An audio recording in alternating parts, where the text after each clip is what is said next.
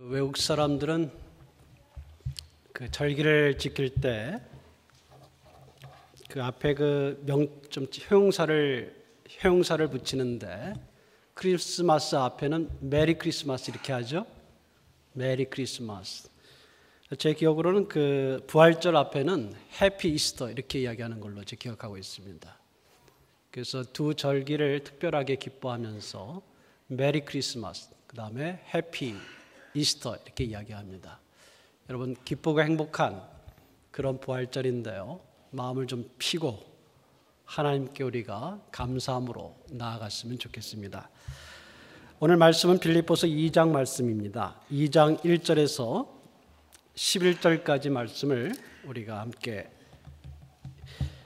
보겠는데요. 먼저 제가 1절부터 4절까지 제가 읽고 여러분께서 저와 함께 5절에서부터 11절까지 읽도록 하겠습니다. 제가 먼저 4절까지 읽겠습니다.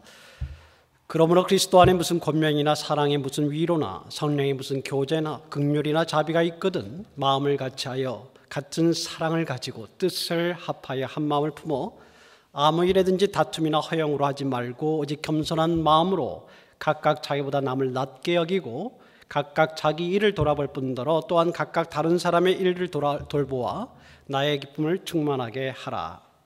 너희 안에 이 마음을 품으라. 곧 그리스도 예수의 마음이니 그는 근본 하나님의 본체시나 하나님과 동등됨을 취할 것으로 여기지 아니하시고 오히려 자기를 비워 종의 형체를 가지사 사람들과 같이 되셨고 사람의 모양으로 나타나사 자기를 낮추시고 죽기까지 복종하셨으니 곧 십자가에 죽으심이라. 이러므로 하나님이 그를 지극히 높여 모든 이름 위에 뛰어난 이름을 주사 하늘에 있는 자들과 땅에 있는 자들과 땅 아래에 있는 자들로 모든 무릎을 예수의 이름에 꿇게 하시고 모든 입으로 예수 그리스도를 주라 시인하여 하나님 아버지께 영광을 돌리게 하셨느니라. 아멘. 고난주간이 지나야 부활절이 옵니다. 고난이 있어야 영광이 있음을 알리는 사건이 부활절입니다. 그래서 영어로 그렇게 많이 말하지 않습니까? No crown, no cross, no crown 그렇게 이야기하죠. 이 순서가 바뀌면 안 됩니다. No crown, no cross가 아니라 no cross, no crown입니다. 십자가가 없으면 면류관이 없다. No cross, no crown 이렇게 이야기하죠. 고난주간에 교회들은, 한국의 교회들은 또 의미 있는 행사를 많이 가집니다. 또 우리 한국의 교회들은 특별 새벽 기도를 한다든지 여러 가지 행사들을 하고, 반면에 서구의 교회들은 십자가 사건이 일어난 성금요일 또는 목요일에 특별한 예배의식을 갖기도 합니다. 이 기간은 고난절과 또 부활절이 있는 이 기간은 그리스도의 고난의 의미가 무엇이고 부활이 무슨 뜻인가를 생각하는 기간입니다. 다만 가끔 지나친 것도 눈에 띄게 되는데 라틴 아메리카나 필리핀 등지 캐톨릭 국가에서는 이 사순절, 고난절 행사를 좀 안쓰럽게 합니다. 사람들이 자신의 몸을 손상하게 하고 자해하고 그렇게 함으로 십자가의 고난에 동참하려고 합니다. 자기의 몸을 칼로 약간 찢고 상하게 해서 피를 흘리고 그리고 고통을 받으면 그것이 그리스도의 고난에 참여했다고 생각하는 것 같습니다. 그렇게 해서 자신들의 죄가 용서받고 그리고 자신들이 바라는 기도가 응답될 것을 바라서 그렇게 한다고 합니다. 그러나 그리스도의 고난은 우리가 그분의 고난의 겉모습을 흉내낸다고 더 값지게 되지 않습니다. 아니, 그리스도의 고난에, 그리스도 당하신 그 피에, 그 고난에, 그 죽음에 우리의 고행을 덧붙인다는 것은 쓸모없는 일입니다. 그리스도의 고난은 우리의 죄를 전적으로 사하실 수 있고 우리의 문제를 풀어주기에 조금도 부족하지 않습니다. 그 자체로 완전하기 때문입니다.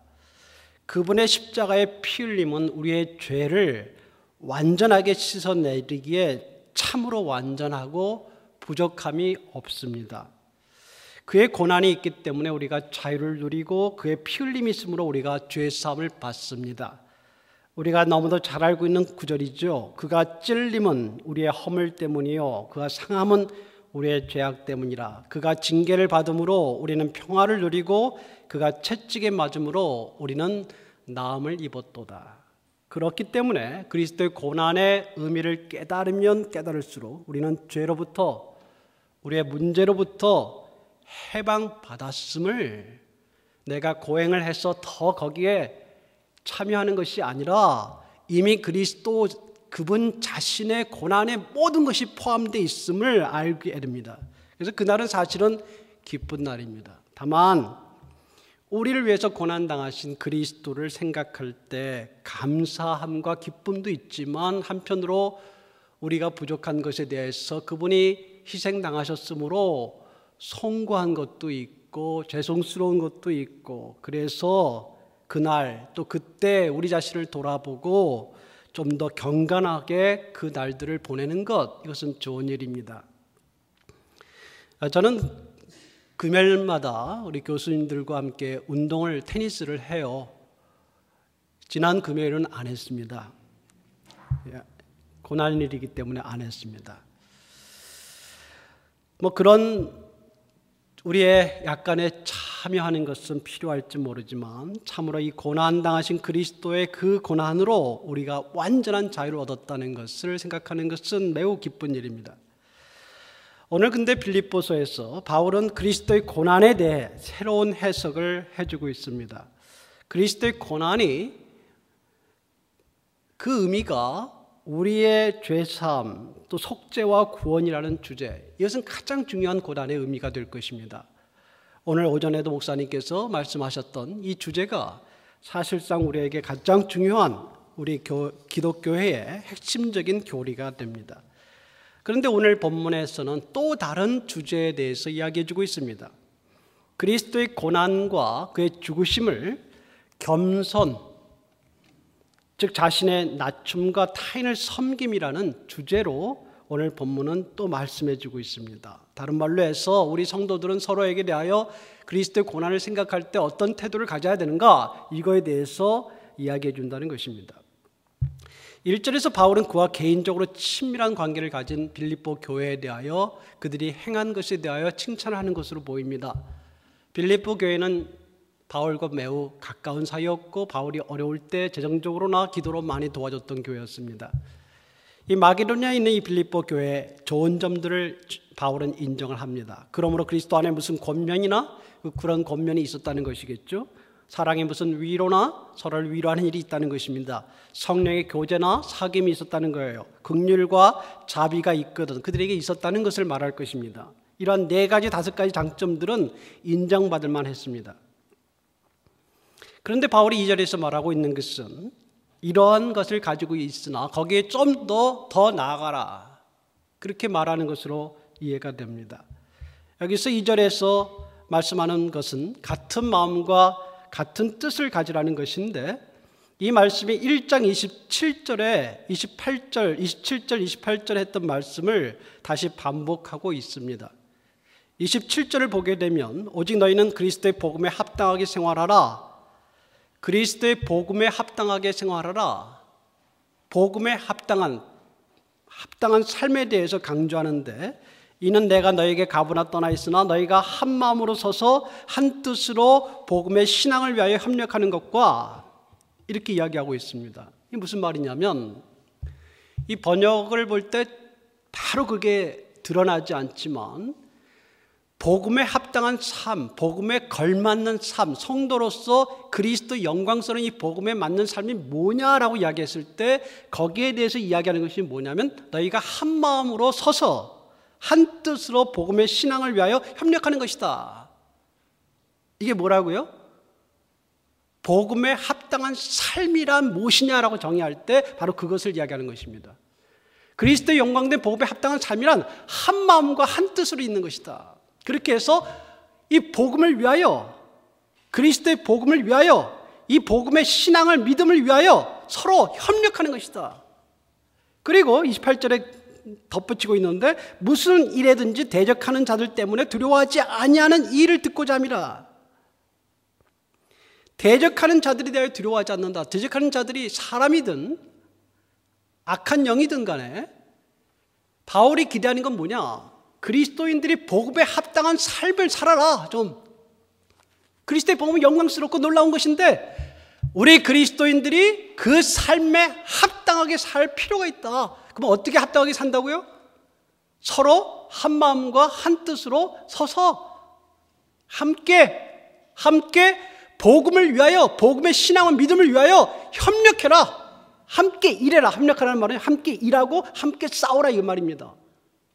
이 안에 싸우는 게 아니라 바깥을 향하여, 빌립보 교회는 빌립보를 향해서, 빌립보와 그리스 세계를 향해서 한 마음과 한 뜻으로 손을 잡고 싸워라. 이게 복음에 합당한 삶이다. 그리고 그 어떤 대적하는 자들을 위하여 두려워하지 않고 당당하게 하나 되는 것이다. 이게 뭐라고요?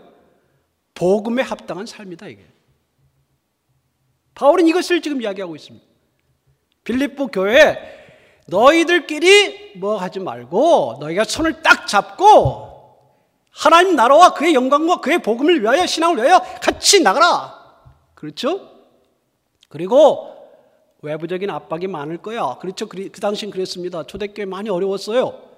그러나 그런 자들을 대하여, 악의 영들에 대하여, 그 어떤 것들에 대하여 두려워하지 않고 믿음을 가지고 전진하는 것이다. 이것이 그리스도인 복음에 합당한 삶이다.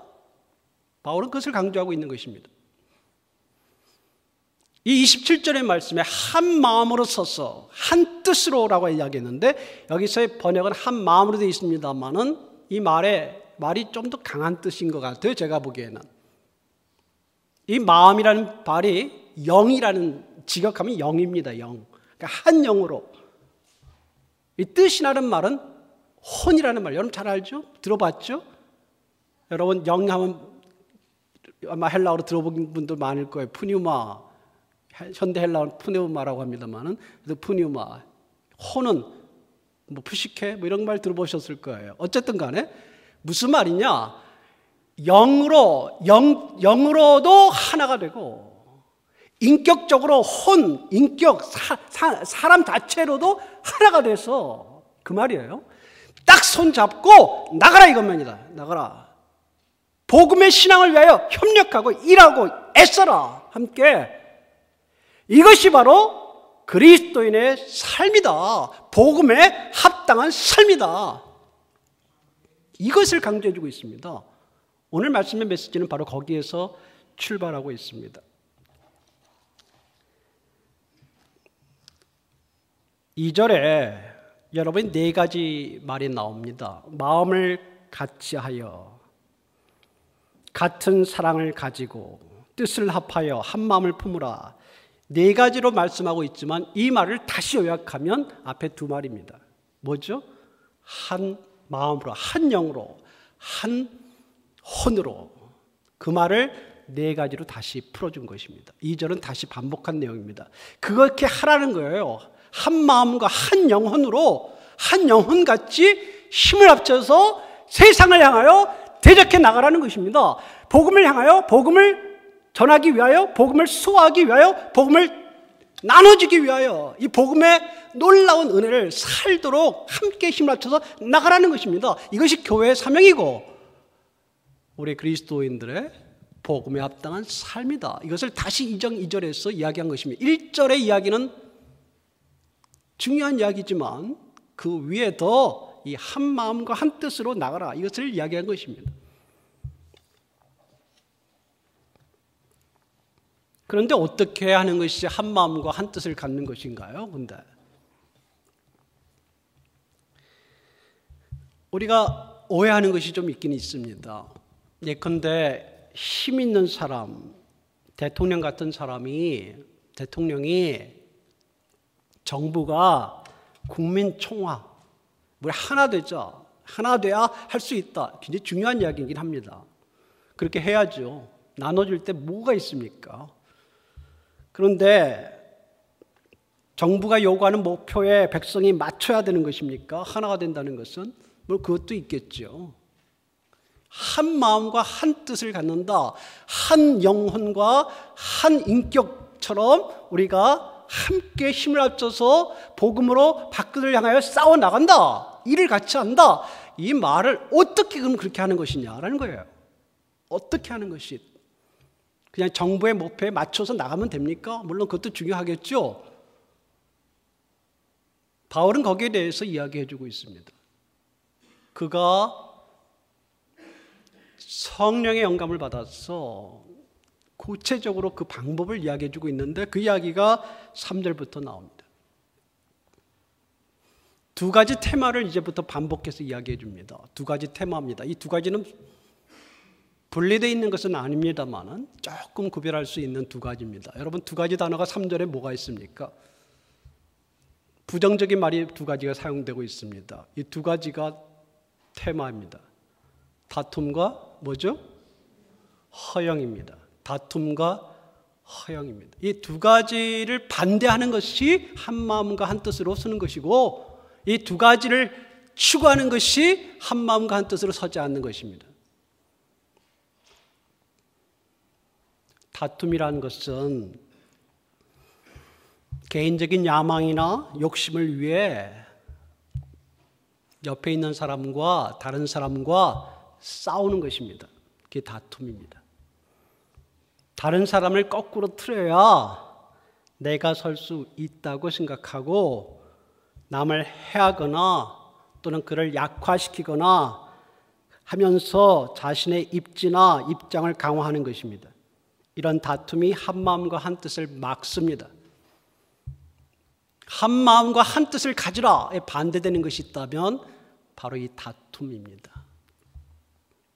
그래서 내가 가져야 하고 내가 가져야 되고 너는 가지지 말아야 되고 내가 차지해야 하고 그렇게 하는 것이 다툼입니다. 두 번째가 허영이라는 말인데 허영이라는 말은 교만입니다. 자신이 다른 사람보다 더 귀하다 생각하고 높다고 생각하고 뛰어나다고 생각하고 다른 사람을 낮춰보거나 업신여기는 것입니다. 이게 허영인데요. 이 원어의 단어가 이 허영이라는 말은 비어있다라는 말과 영광이라는 말이 합쳐진 말입니다. 비어있는 헛된 영광이다 이 말입니다. 쓸모없는 프라이드라는 것인데요.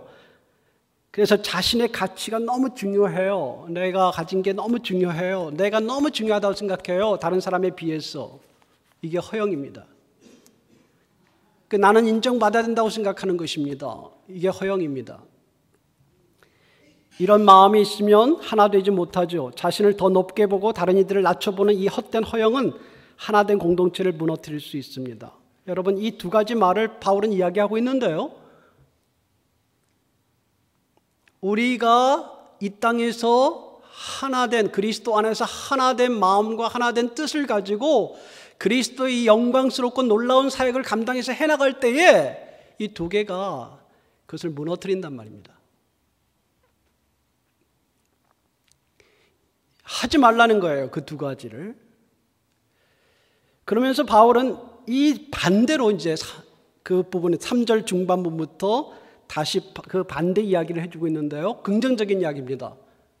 다툼과 허영이 부정적인 이야기라면 그 다음에 긍정적인 이야기인데 순서는 허영에 대한 것이 먼저 나오고 그 다음에 다툼에 대한 이야기가 나옵니다. 순서가 조금 바뀌었습니다만은 유대식 배열법을 사용해서 먼저 부정적으로 다툼, 그 다음에 허영, 그 다음에 긍정적으로 허영에 대한 반대된 것, 그 다음에 다툼에 대한 반대된 것, 이런 식으로 바울이 설명하면서 내용을 두 번 강조하고 있는 것입니다. 뭐라고 이야기하고 있느냐면 도리어 이렇게 해야 될 게 뭐냐? 3절 여러분이 보시면 뭐라고 나왔습니까? 오직 겸손한 마음으로 각각 자기보다 남을 낮게 여기고 자기를 겸손하게 하고 자기를 낮추고 다른 사람을 자신보다 더 낮게 여기라는 거예요. 우리나라 말이 참 이게 헷갈리는 말이 여기 있는데 낮다라는 말, 낮다, 낮다, 낮다. 또 발음이 같은데요. 이거 잘 구분해야 됩니다. 낮다, 낮다. 낮다는 것은 낮추는 거죠. 낮다라는 것은 높이는 거죠. 다른 사람을 더 높이는 거죠. 좀 헷갈립니다, 이게. 이것이 허영과 반대되는데, 허영을 가진 사람은 결코 자신을 낮추지 못해요. 내가 학력으로 보나, 내가 연륜으로 보나, 내가 지식으로 보나, 내가 배경으로 보나, 뭐 이런 것들을 따지게 되죠. 내가 경력으로 보나, 연륜으로 볼 때 내가 부족한 게 없다. 내가 왜 그 사람 앞에 낮추느냐? 이렇게 생각하는 것이 허영입니다. 허영입니다. 그렇게 하지 말라는 것입니다. 늘 거기에 사로잡혀 있고 집착하기 때문에 뭘 보지 못하냐면 형제의 장점과 좋은 점을 보지 못하게 됩니다. 겸손한 마음으로 자신을 낮춰야 형제 자매의 가치가 보입니다. 남을 낮게 여겨라, 높여라는 거예요. 다른 사람을 인정하라는 것입니다. 참 어려운 말입니다만은 이게 뭐라고 그랬습니까? 제가 앞에 말씀드린 것처럼 복음에 합당한 삶입니다. 복음에 합당한 삶이에요. 그래서 크리스찬들은 좀 부드러워야 됩니다. 겸손해야 합니다. 자신을 낮추고 상대를 높이려고 해야 되는 것이죠.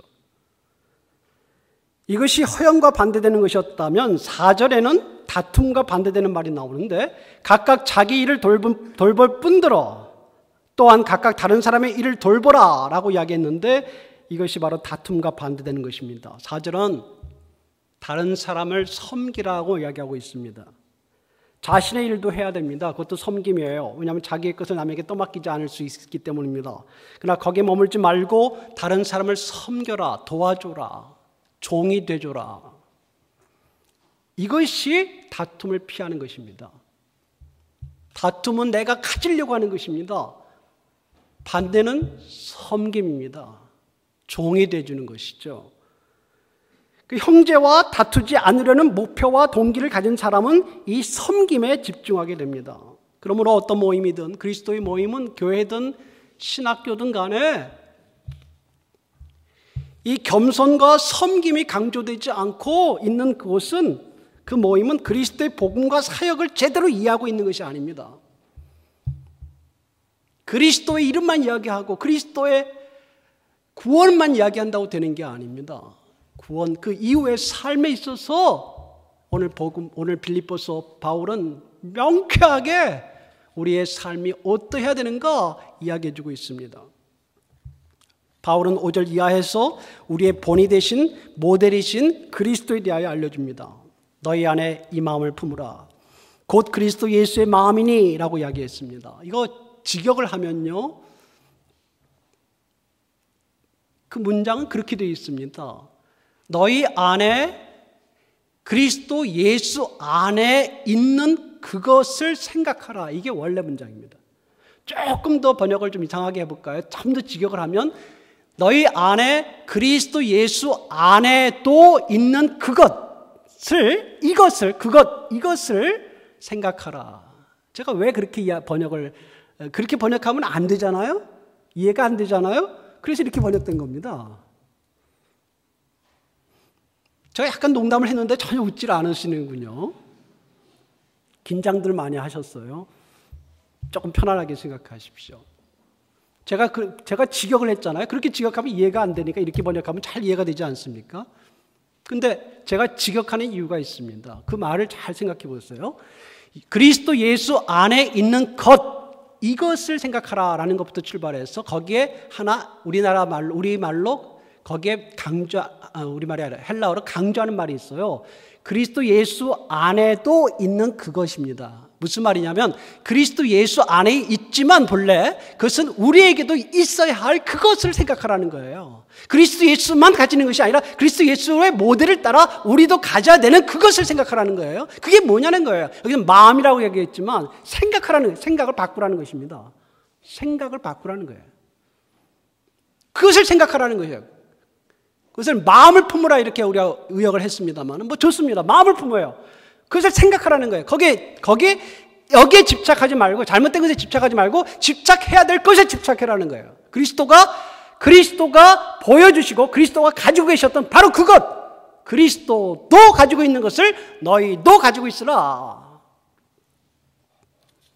6절에서 8절까지는 그리스도 행동의 8가지를 말해주고 있습니다. 여러분 8가지의 어구가 나와 있습니다. 이 번역상으로는 그게 명확하게 보이지 않을 수도 있습니다만 제가 8가지를 불러드리겠습니다. 첫째, 그는 하나님과 본체로 존재하셨다 또는 형체로 존재하셨다. 첫째입니다.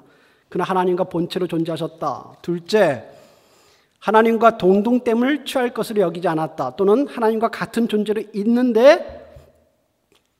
그것을 그가 당연히 달라고 해야 되는데 그걸 하지 않았다. 셋째, 자신을 비우셨다. 넷째, 종의 형체를 취하셨다. 다섯째, 사람들과 같이 되셨다. 여러분 그 순서대로 되어 있는 거 여러분이 보시죠. 여섯째, 사람의 모양으로 사람과 같은 외모로 나타나셨다 또는 발견되셨다. 일곱 번째, 자신을 낮추셨다. 여덟 번째, 복종하셨는데 죽기까지 하셨다. 8가지의 내용이 나옵니다. 이 8가지 내용을 다시 요약하면 오늘 우리의 테마가 되는 2가지로 연결이 됩니다. 2가지 부정적인 게 뭐라고요? 다툼과 허영입니다. 뒤집어 말하면 다툼과 반대되는 것은 섬김이고 허영과 반대되는 것은 겸손과 높임입니다. 먼저 겸손과 높임에 대한 그리스도의 모델입니다. 자신을 낮추셨다는 것입니다. 그분은 하나님의 아들이기 때문에 하나님과 동등된 자격을 주장할 수 있었어요. 두 번째 이야기입니다. 하나님과 동등된 자격을 주장할 수 있었습니다. 그렇게 존재하는 것, 내가 그렇게 있겠다라고 이야기할 수 있었습니다. 난 그런 하나님의 아들로서 당연히 내가 하나님이 계신 것처럼 나도 그렇게 있을 수 있다라고 할 수 있다는 거예요. 그런데 자신을 비웠습니다. 자신을 낮췄어요. 그리스도의 겸손을 강조하는 표현입니다. 자신이 낮추셔서 자신의 인간의 모양으로 사람의 외모로 낮춘 상태로 발견되는 것을 부끄러워하지 않았었습니다. 낮은 상태예요. 자기 낮은 모습입니다. 그게 하나님의 본성은 아니지 않습니까? 인간의 몸이 그렇게 발견되는 것을 개의하지 않았다는 거예요. 아니야, 나는 인간이 아니야. 나는 사람인데 왜 나를 그렇게 인정해? 이렇게 하지 않았다는 겁니다. 그대로 있어도 개의하지 않았다는 겁니다. 그래서 자신을 낮추심 때문에 그분을 하나님의 아들이라 인정하지 않는 사람들이 그분에 대하여 험담을 해도 그분을 모욕하고 심지어 십자가에 달리신 그분에 대한 내려와, 너가 하나님의 아들이면 내려와, 너 하나님의 아들 맞아? 이렇게 욕하고 저주해도 그분은 움직이지 않고 그 자리에 계셨다는 거예요. 자기를 낮춤 때문에 받는 어려움을 당하셨다는 것입니다. 왜 그랬어요? 왜 그렇게 자신을 낮추십니까? 지극히 낮은 우리를 높이기 위해서 그분이 자신이 낮은 것을 선택하셨다는 것입니다. 그의 관심이 자신의 높임이 아니고 다른 사람의 높임이고 그의 삶과 사역의 동기가 자기를 높이는 것이 아니라 다른 사람을 어떻게 하면 잘 되게 할까라는 것이고 목표가 그랬다는 것입니다. 그러므로 허영이라는 말은 그분의 사전에 없었습니다. 허영이 뭐라고 그랬습니까? 자신을 대단한 존재로 생각할 수 있는 것들이 많이 있을 겁니다. 그렇죠? 남들보다 나은 점들이 있습니다. 각각 우리가 가지고 있습니다. 제가 신학교 교수 사회에 있어도 교수들 다 잘났습니다. 그런 말 듣지 않습니까? 다 총장이라고. 교수들 다 총장이에요. 그 정도로 의식이 다 있습니다. 잘났습니다. 그러나 자신이 대단한 존재이지만 그래서 그것에 대해 집착하지 않고 그것에 걸맞는 자신이 생각할 때 그것에 걸맞는 대접을 받고 있지 않다고 생각해도 거기에 개의하지 않고 자신을 낮추고 상대를 높이셨다. 이게 오늘 예수님의 8가지 모델 중에 첫 번째 이야기입니다. 두 번째, 그분은 섬겨야 할 대상에 초점을 맞췄습니다. 오늘 말씀에 그리스도는 하나님의 본체로 계셨다. 이 말은 하나님의 형체를 가지고 계셨다는 것입니다. 하나님의 형체로 계셨다는 것입니다. 그러니까 그분이 하나님과 같은 분이니까 하나님의 아들로 하나님이시니까 그렇기 때문에 그의 지분을 강조한다면 그분이 다퉈야 할 존재, 경쟁해야 될 대상은 누굽니까? 성부입니다. 성부 하나님. 싸우려고 하면 내가 더 취하려고 하면 싸워야 될 대상이 성부 하나님이에요. 더 갖고자 하고 더 인정받고자 하고 나를 높이고 다른 일을 낮추고자 한다면 아마 그랬을 거예요. 그러나 그렇게 하지 않았고 그러면 오히려 종의 형체를 가졌습니다. 이 형체, 종의 형체라는 말과 하나님의 본체라는 말이 본체 형체가 같은 말입니다. 하나님의 본체이신데 이러고 계셨는데 종의 본체를 가졌다는 것이에요. 하나님의 형체를 가지신 분이 주인이신 그분이 오히려 섬기는 자의 형체를 취하셨다는 것입니다. 섬김에 초점을 두셨습니다. 자신께 예배해야 할 사람들과 같은 존재로 나타나셨습니다. 그에게 개의치 않으셨어요. 예배 받으시는 존재가 예배 받으시는 분이 예배하는 사람들과 같이 되셨습니다. 주님은 이렇게 성부 하나님을 섬기고 피조물인 사람들을 섬기려고 모든 것을 행하셨습니다. 십자가에 자신이 죽음에 이르도록 순종하셨고 그렇게 끝까지 섬기셨습니다. 그리스도에게는 다툼이 없습니다. 물론 악한 영과 악한 사람들에 대하여 악한 제도에 대한 다툼은 있었습니다마는 그분의 싸움은 자신의 이름과 자신의 지위와 자신의 힘을 높이기 위한 것이 아니었습니다. 그리스도는 그런 다툼이 없었습니다. 도리어 섬김받을 만한 가치가 없는 사람들과 형편없는 우리를 위해서 그토록 섬기셨고 그의 고난은 바로 그것을 위한 고난이었고 그의 죽음은 바로 그것을 위한 죽음이셨습니다. 이것이 그리스도의 본이에요. 이 본을 따르라라고 합니다. 근데 어때요? 어떻습니까? 쉽지 않죠? 우리 한국 교회가 또 우리 교회가 신학교가 서로 손을 잡고 서로 각자 공동체원들끼리 한 마음과 한 뜻으로 복음을 위하여 복음의 신앙을 위하여 하나님 나라를 위하여 함께 협력하고 함께 일을 하고 함께 싸워나가고 밖을 향해서 그리고 그 어떤 대적하는 자나 어떤 문제가 있어도 두려워하지 않고 당당하게 하나님의 사람들로 손잡고 나가야 되는데 그러지 못할 때가 있다면 바로 이러한 문제들 때문이다라는 거예요. 이것을 바꾸라는 것입니다. 그리스도의 낮아지심과 그리스도의 섬김을 너희도 가지고 있으라는 것입니다.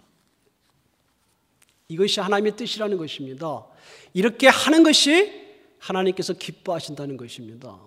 이것이 우리 여러분에게나 신학교에 있는 선생들이나 또 신학생들이나 모든 사람들에게 요구하시는 하나님의 말씀이라는 거예요.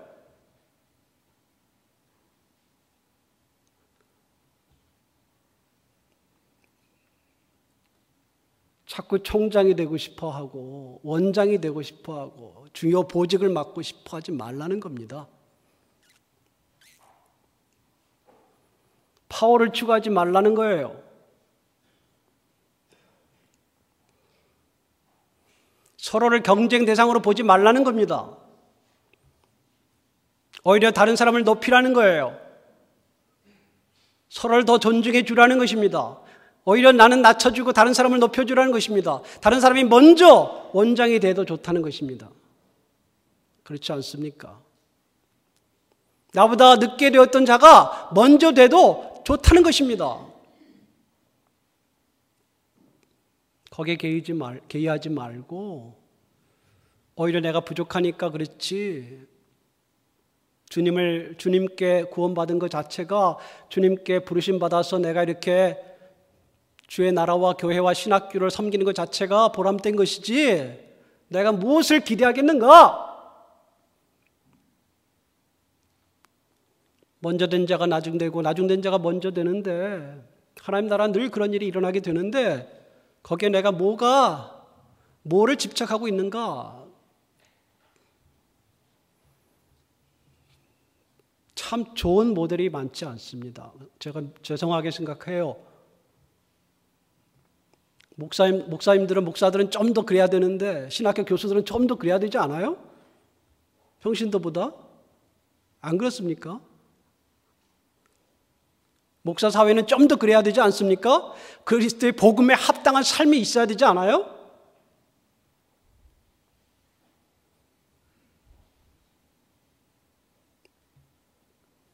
참 부끄러운 게 많습니다.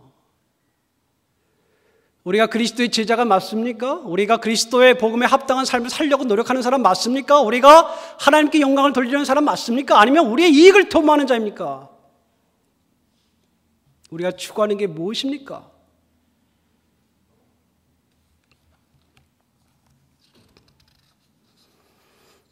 (10절에서 11절에) 하나님께서 자기를 낮추시고 섬기신 그리스도를 얼마나 높이셨는가 이야기해 주는 말씀이 나옵니다. 모두 4가지 문장인데요.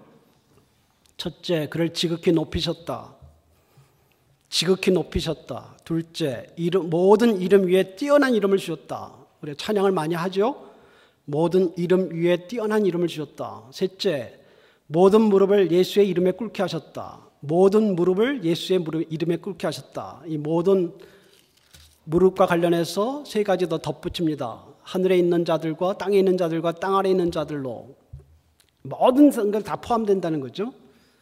4번째, 모든 입으로 예수 그리스도를 주라 시인하게 하셨습니다. 모든 입으로 예수를 주님이라, 마스터요, 로드로 시인하게 하셨다는 것입니다. 이 4가지 문장은 2개씩 짝을 이루고 있는 것인데요. 먼저 지극히 높이셨다, 모든 이름 위에 뛰어난 이름을 주셨다. 이게 뭐냐면 아까 이야기한 낮춤에 대한 보상입니다. 그리스도가 자기를 낮추셨잖아요.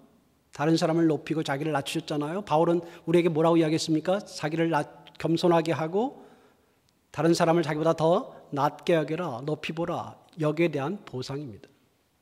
그래서 지극히 높이셨다, 모든 이름 위에 뛰어난 이름을 주셨다. 이게 다 높음에 대한 이야기예요. 이게 1, 2, 3, 4가 비슷한 내용 같지만 약간 구별이 됩니다. 뒤에 3, 4는 그분의 섬김에 대한 보상입니다. 아까 계속 제가 2가지 테마가 이야기가 나온다고 그랬죠? 2가지 테마입니다. 반대로 부정적으로 이야기하면 다툼과 허영이고요. 그걸 긍정적으로 이야기하면 겸손과 섬김이라고 했습니다. 앞에 2가지는 겸손에 대한 보상입니다. 낮춤에 대한 보상입니다. 뒤에 3, 4, 즉 모든 무릎을 예수 이름에 꿇게 하셨고 모든 입으로 예수 그리스도를 주라 시인하셨다는 것은 바로 섬김에 대한 보상인데요. 섬김이란 종이 되는 것을 말합니다. 모든 무릎을 예수의 이름에 꿇게 하셨다는 것은, 무릎을 꿇는 것은 종이 하는 일입니다.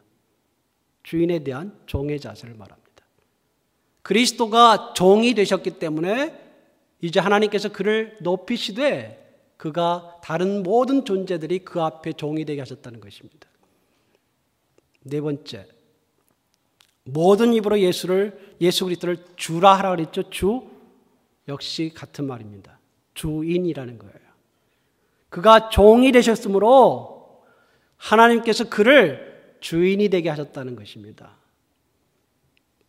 낮출 때 높이시고 섬길 때 마스터가 되게 하신다.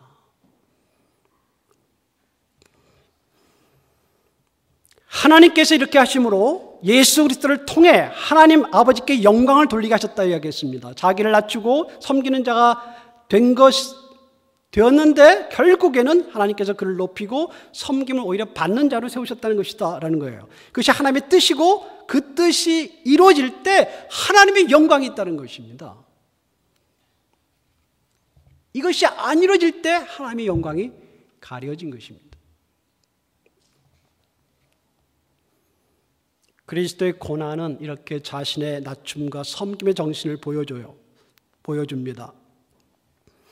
자신을 낮추고 다른 이들을 높이고 자신의 고난과 그럼으로 인해 다른 이들을 섬기는 일이 있을 때 하나님께서 결국 그를 높이 인정하시는 것입니다. 우리의 고민은 여기서 비롯됩니다. 자기를 낮추고 섬긴 사람이 도리어 사회와 교회에서 불이익을 받고,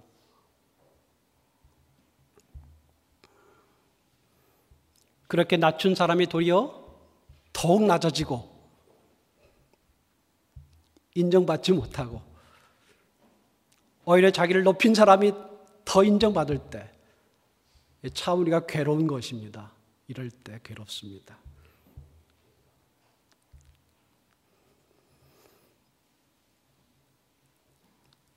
자신을 높인 사람이, 자신의 힘을 과시하던 사람이 결국 더 힘을 갖게 되고 높임을 받을 때, 그래서 먼저 총장이 되고 먼저 원장이 될 때, 죄송합니다. 오늘 총장 원장 이야기를 자꾸 이야기해서.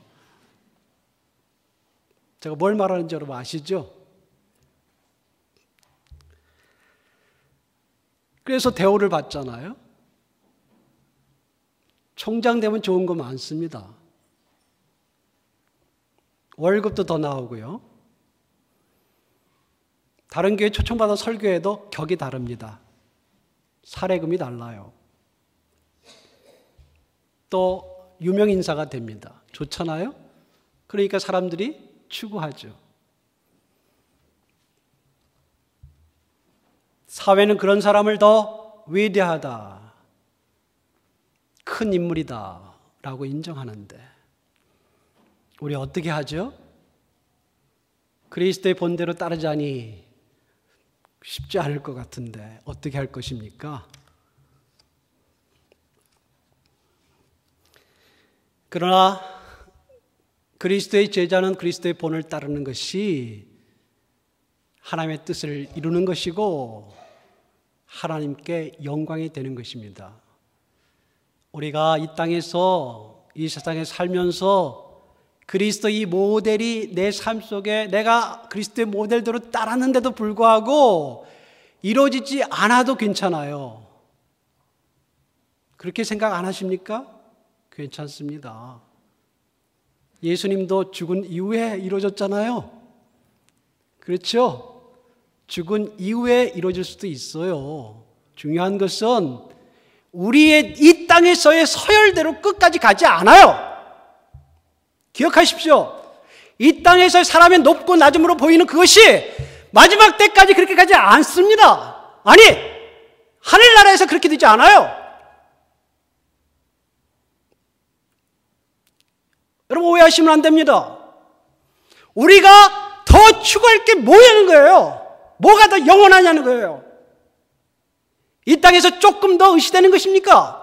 뭐 그것이 우리가 조금 높은 자리에 된다고 의시된다 그런 거 생각하는 것 자체가 잘못된 것이지만, 아니 적어도 추구하는 동기와 목표와 우리 자세가 그런 것입니까? 아니면 영원한 보상입니까? 하나님의 인정입니까? 하나님의 뜻입니까? 하나님의 영광입니까? 흔들리지 마십시오, 여러분. 저도 흔들리지 않겠습니다. 우리가 추구해야 될 게 무엇입니까? 하나님의 뜻은 무엇입니까? 무엇이 하나님께 영광이 됩니까? 내가 어떻게 함으로 우리가 함께 손을 합쳐서 한 마음과 한 뜻으로 그리스도의 영광스러운 복음을 위하여, 그리스도의 영광스러운 나라를 위하여 함께 힘을 합쳐서 협력할 수 있겠습니까? 고난이 있어야 영광이 있습니다. 우리가 고난 우리에게 주실 때 그 고난을 믿음으로 받아내고 하나님께 영광을 돌리는 우리 모두가 되기를 간절히 바랍니다. 기도하겠습니다. 하나님, 현실은 많이 다릅니다. 우리에게 좋은 모델들도 많지 않습니다. 그러나 여전히 하나님의 뜻은 분명하게 전달이 됩니다. 하나님은 우리에게 요구하시는 주님의 뜻이 있습니다. 아버지 하나님, 우리가 어느 처지에 있든지 우리의 삶 가운데 합당한, 복음에 합당한 삶을 살아가도록 비록 조금씩이라도 노력하게 하시고, 사랑하는 옆에 함께 된 동역자들과 함께 된 우리 모든 형제 자매들이 손을 잡고 믿음으로 나아가는 일을 계속하게 붙잡아 주옵소서. 우리의 주 예수님의 이름으로 기도했습니다. 아멘.